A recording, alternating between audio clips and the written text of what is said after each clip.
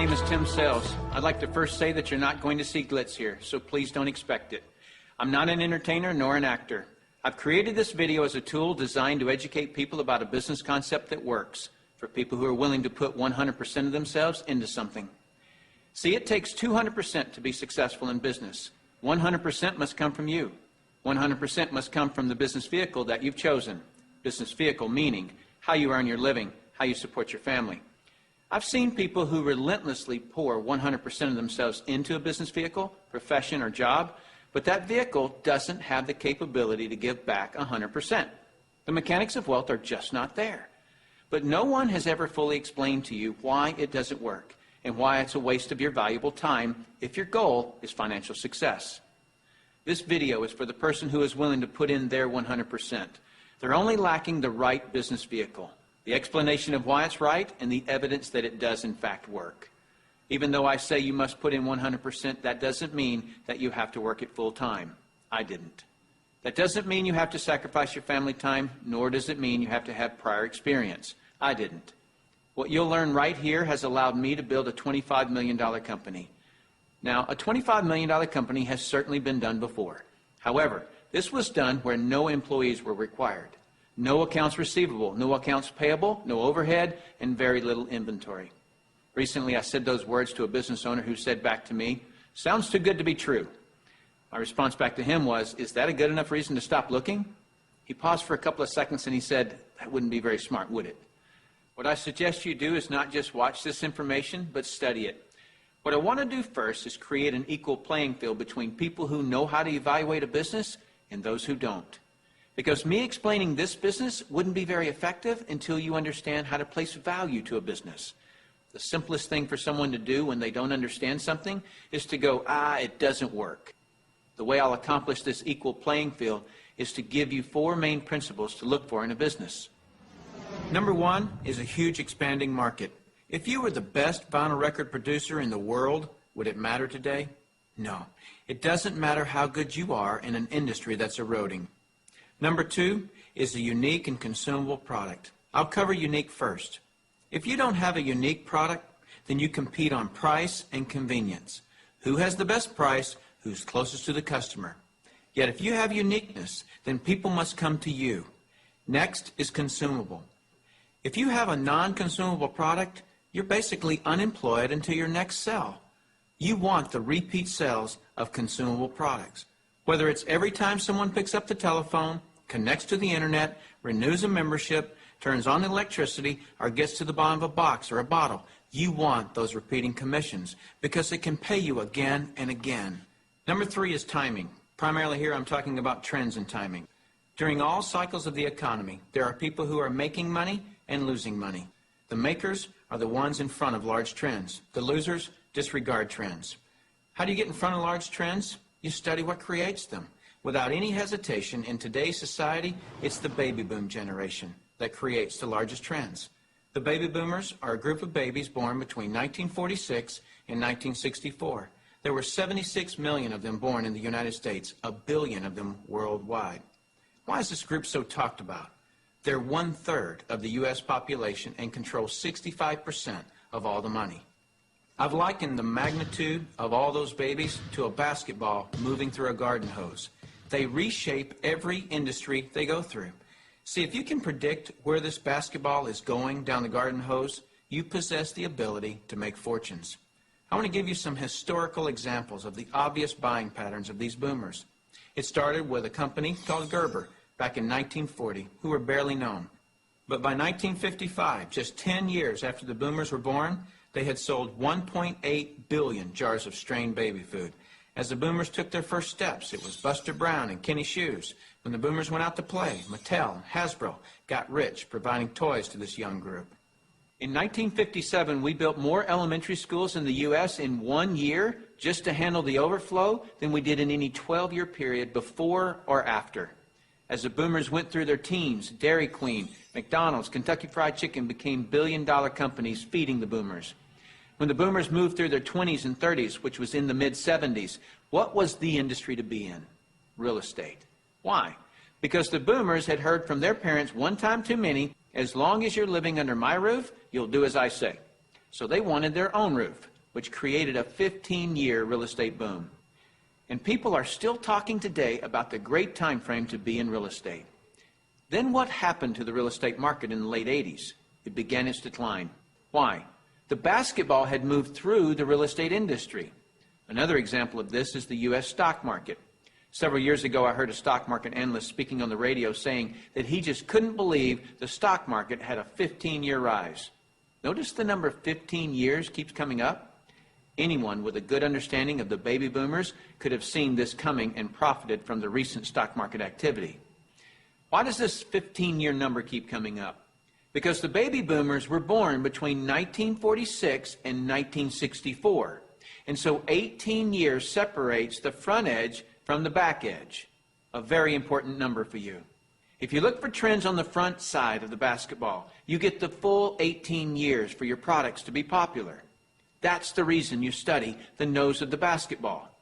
So your business, no matter what your business is to be looking at what industries are expanding or which industries are about to expand.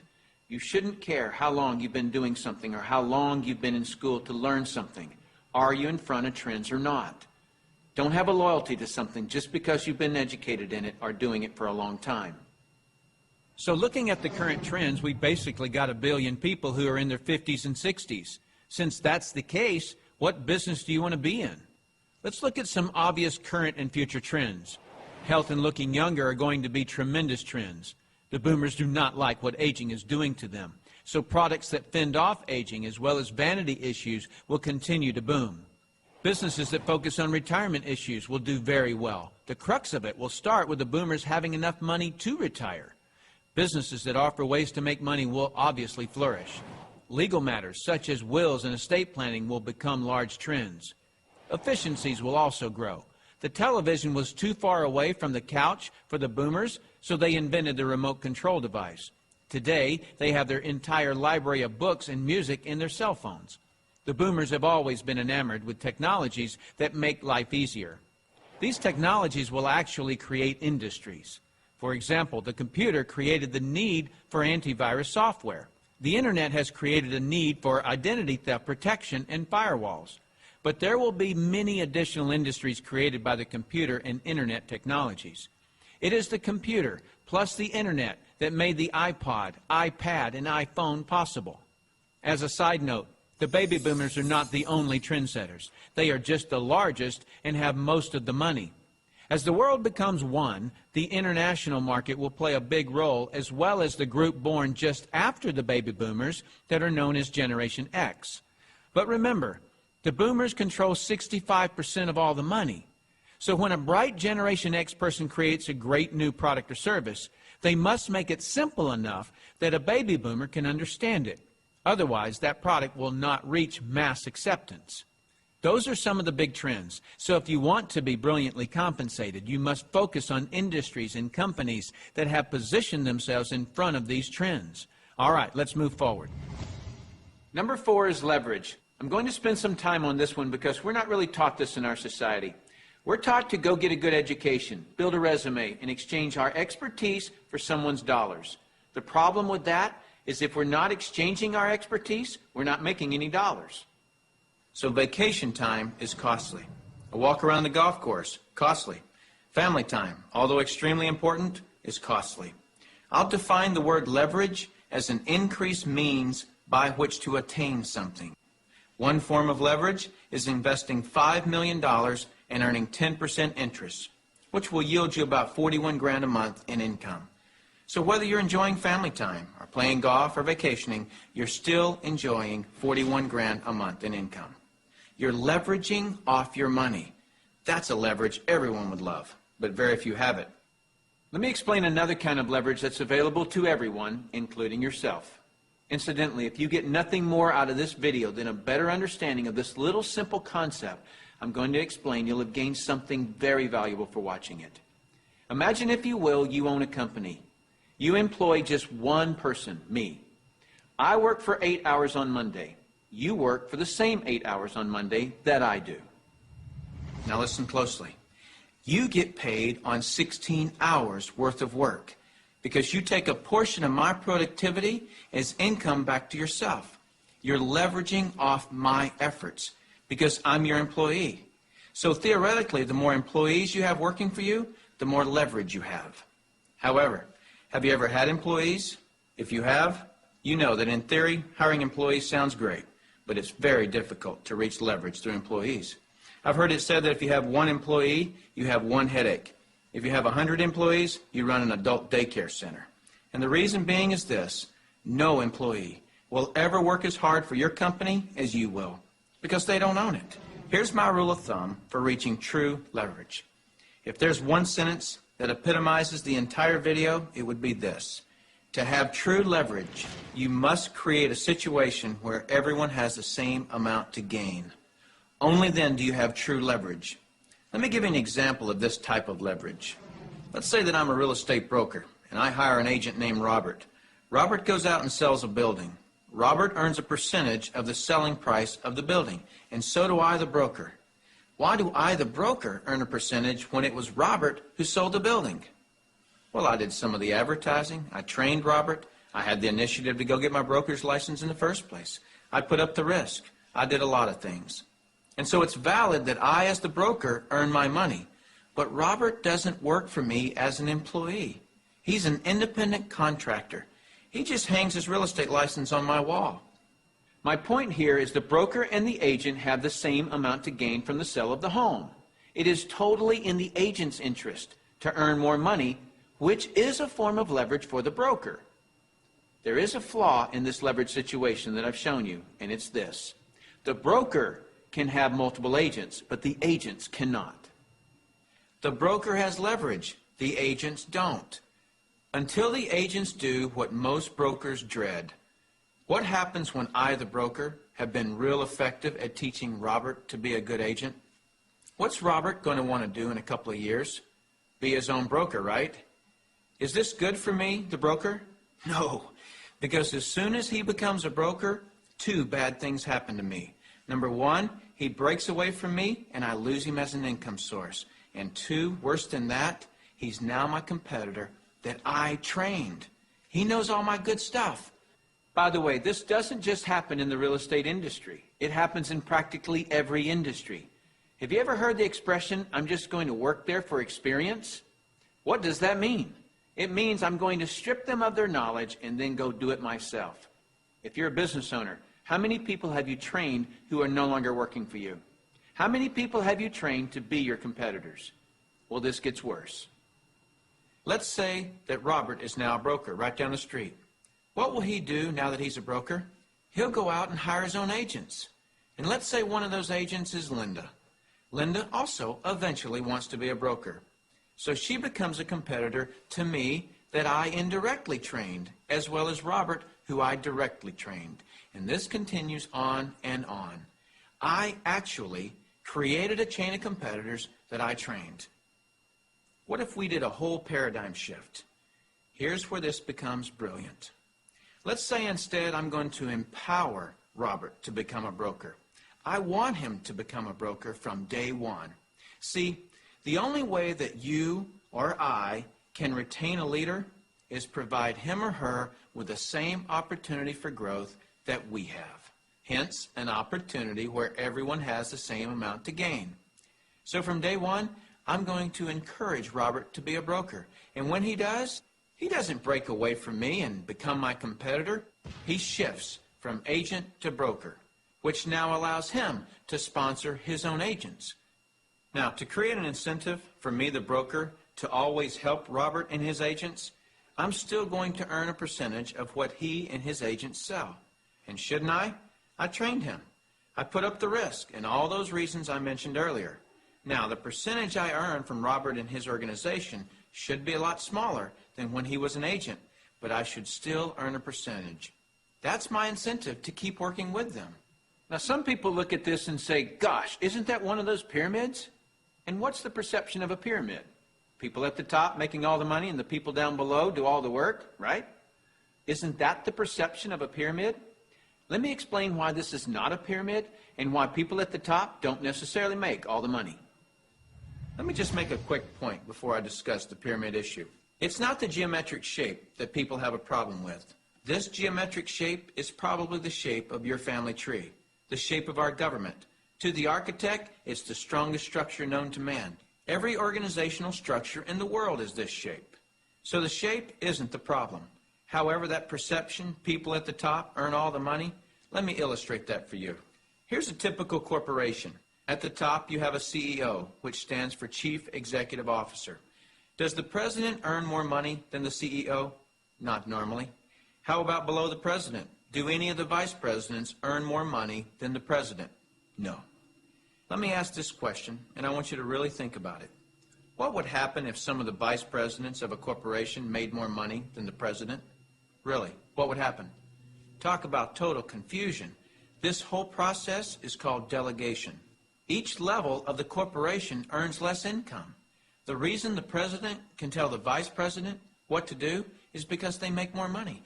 So the corporate structure is people at the top making the majority of the money, and the people at the bottom do not.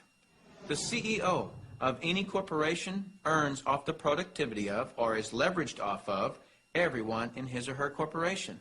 Whether that CEO personally hired every employee or someone else in the company hires them. So the CEO, and only the CEO, earns on multiple levels of his or her company.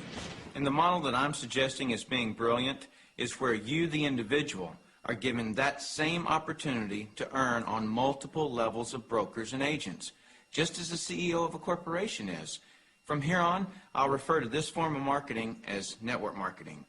In network marketing, you, the individual, are given the opportunity to earn off the productivity of the people in your organization, whether you personally sponsor them or someone in your organization sponsors them. Remember that I said to reach true leverage, you must create a situation where everyone has the same amount to gain. Well, that's what I just described. Here's what makes the network marketing structure the absolute fairest structure available. In most network marketing companies, everyone can earn a certain number of levels deep of the organization they build. Everyone in the company can earn that same number of levels deep, like maybe 4 levels deep or 6 levels deep. Let's say we use 4 levels. So if you build an organization to be more productive, then you would earn more money than I would, even if you were in my organization. In the example shown, you would earn on 3 levels I couldn't reach, because everyone gets the same number of levels. There are people in my organization right now that earn more money than I do. Do you know what I call that? Fair. Shouldn't it be that way? I mean, take any structure. Shouldn't the most productive person in that structure make the most money? Now I'd like to show you an interview that I did a few years ago with Dr. Charles King, who holds a PhD from Harvard and is a professor of marketing at the University of Illinois at Chicago, who actually teaches network marketing at the university. Dr. King, we're delighted to have you here. I'm pleased to be here, Tim. Dr. King, could you tell us a little of your education and your business background? Tim, I'm a professor of marketing at the University of Illinois at Chicago.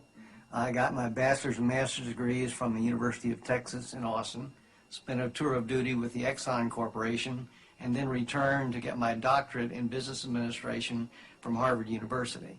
More important to this discussion, over the last 6 years, I've been involved in doing research, teaching, and consulting in network marketing.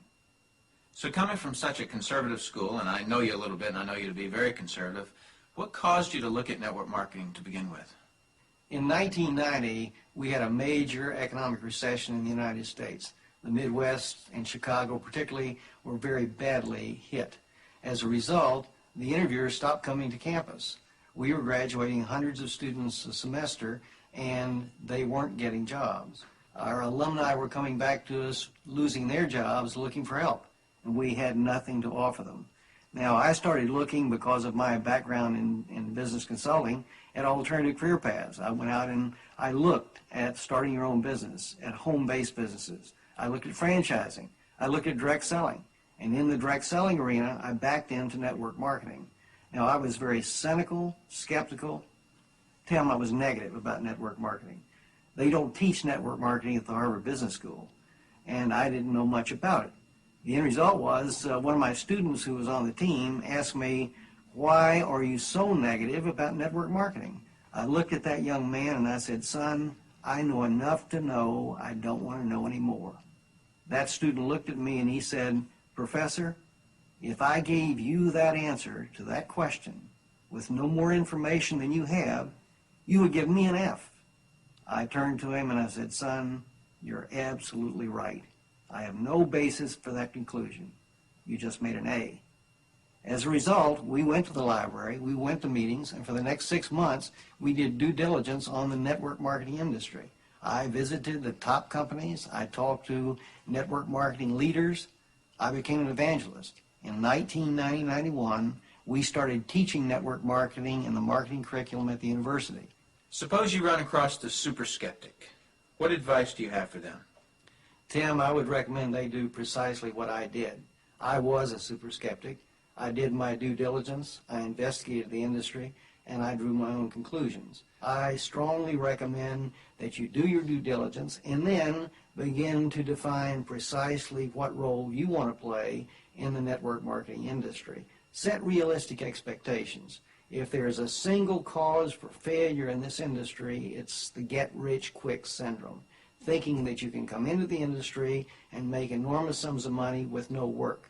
I argue, by contrast, that if you set realistic expectations, you develop a plan of action to guide your business development, you can be successful. And that's coming from a Harvard Business School graduate who was a true skeptic, but through due diligence, he learned the truth. Warren Buffett owns a network marketing company. If you don't know who he is, he's typically listed in the top 5 richest people in the world. He created his wealth by investing in and buying the highest quality companies.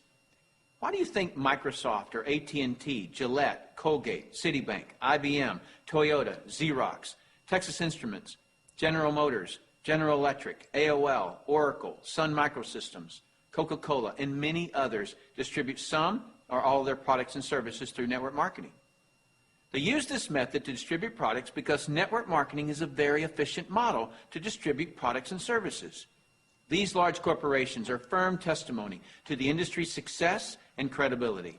This confirms what Professor King was saying about that the industry has come of age and is now a true profession. The reason so many people are coming into network marketing is because people want control of their life. They want a quality of life, and network marketing truly offers that. I hear people all the time complaining that they are too busy or don't have enough time. People act as though time owns them instead of them owning time. Have you ever noticed that there are people who, with 24 hours, earn $10,000 a year, and there are people in the same 24 hours who earn $10 million a year? Let me explain the difference. I've heard people say this phrase: "It's easier to just do it myself than try to get other people to do it." Whenever I hear that phrase, I know that person just nailed their feet to the floor. All they can do is expend their time, not invest their time. Here's a secret. Wealth is hidden from those who must do it all themselves. Wealth exposes itself to those patient enough to train others. When you understand the power of educating and empowering others so that you get more done, you're truly on your way to wealth. Now, with that understanding of the importance of training others so you get more done, look at network marketing, and you'll see why I call it brilliant compensation. In network marketing, what you teach and train others to do is duplicate what you do, which is to find and train others. This is actually multiplying you. That's why I say, next to your spiritual growth and your family, there is nothing in the world you can do that will reward you better than investing your time in network marketing. I'd like to cover one last thing in closing, which I feel is one of the most important points for you to fully understand the value of network marketing. Let me illustrate something to you that is so profound. What's the maximum number of hours you could work in a day? 24 hours, right? So if you didn't sleep all day, you could work 24 straight hours. What if you didn't sleep for a whole year? You could actually work 8,760 hours in 1 year. But that's the maximum number of hours you could work in a year. I have 56,000 people in my organization worldwide. Well, let's suppose that all 56,000 people work just 1 hour out of a year. 56,000 people times 1 hour each equals 56,000 hours of work that I'm being paid on. Well, for most people to earn on 56,000 hours of work, they'd have to work for over 6 years, 24 hours a day without sleep to put in the same amount of hours that I could in 1 hour a year. Let me throw in something really ridiculous. Suppose all my 56,000 people worked 1 8-hour day in a year. 56,000 people times 8 hours is 448,000 hours I'm being paid on. Well, it would take most people working over 51 years, 24 hours a day, to do what I could do in 8 hours a year. 8 hours in 1 year versus 51 years working 24 hours a day? Doesn't seem fair, does it? It's definitely not fair. What's not fair is that you haven't understood this until today, and other people have. But now that you understand it, take responsibility for it. Don't go running and try to create reasons why you can't do this. You can do this. I don't say any of this to impress you. I don't need to impress you. This is an educational-only video. My purpose in creating this tool is to contribute back to that woodpile that so generously gave to me. Because network marketing has given me a lifestyle I previously couldn't have imagined. And because network marketing has given me total financial and time freedom, I feel it my responsibility to explain the industry in an understandable way. So I say all of this only to impress upon you that the difference between the wealthy and everyone else is leverage. You've got to understand that. And nothing gives you, the individual, leverage in such an ethical way like network marketing can. So go get a pad of paper. Write down what you really want in life. Then call the person who gave you this video and tell them whether you're an A, B, or C. C is, see you later. No thanks. That's fine with us because your relationship with the person who gave you this video is more important to us than anything. Or you're a B. A B is, I may be. I want to first explore the product. If that's you, then do that. Don't procrastinate. The #1 killer of financial success is procrastination. People just putting it off until tomorrow, and they've somehow convinced themselves that they'll actually do it tomorrow. You know what I'm talking about. As soon as I'm done with this project, then I'll have more time. Or as soon as little Jimmy gets back to school, then I can, and they never do. If a person has an excuse, they have all they need to fail. Don't let that be you. Get your product today. Or you're an A, and that means absolutely. No, you don't have all your questions answered, but you see enough to start and begin your training. Very well done to you in your ability to make a decision. If it's late at night and you just watch this, don't be concerned that the person who gave this to you is sleeping right now. They'll be up. And if they're not, wake them up. Tell them, hey, now that I understand this thing, I can't sleep. And if I can't sleep, you're not going to sleep. Believe me, they'll appreciate that call. So call that person and tell them whether you're an A, B, or C. That's it. Join us. You'll be glad you did. Now is the right time, the smart time. Thank you for taking the time to view this video. I hope it's been educational to you. What I really hope is that you'll put this information to good use.